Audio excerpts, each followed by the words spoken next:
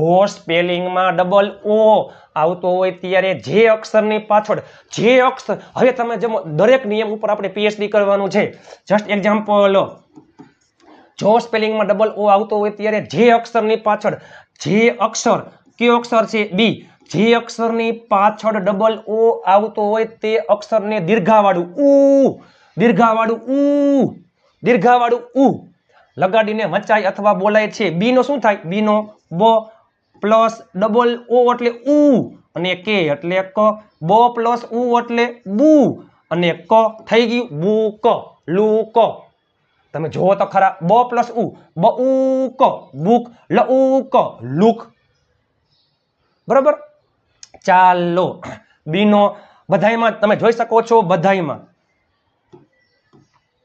જો double O છે, બધાયમાં double O છે, બધાયમાં ડબલ ઓ છે.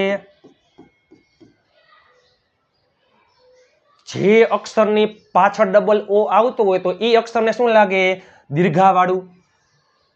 ચાલો, બ ની પાછળ છે તો બ પ્લસ ઉ એટલે બુક, એલ ડબલ ઓ કે લ ઉ ક લુક.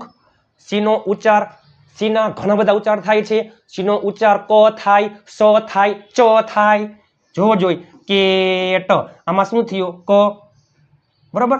સીટી, આમાં શું થયો? સ. આમાં કેટ, સીટી. જોઈ ચાઇલ્ડ, આમાં શું થયો? ચ.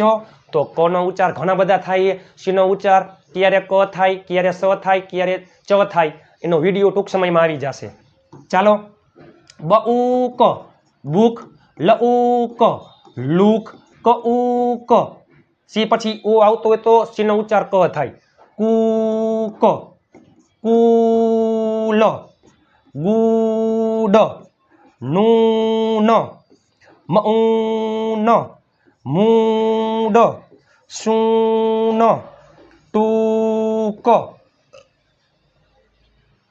રૂફ, ફૂલ. પણ બે અક્ષર હોય તો શું થાય? ભેગું થઈ જાય. પી અને આર, પી અને R, proof, zoo, wood, ST. Short નું થાય, એસ નો શું થાય? સ અને આનો ટ, બે ભેગું થઈ જાય. સ્ટ, સ્ટૂલ, એસપી એટલે સ્પ, સ્પૂન, રૂમ, પૂલ.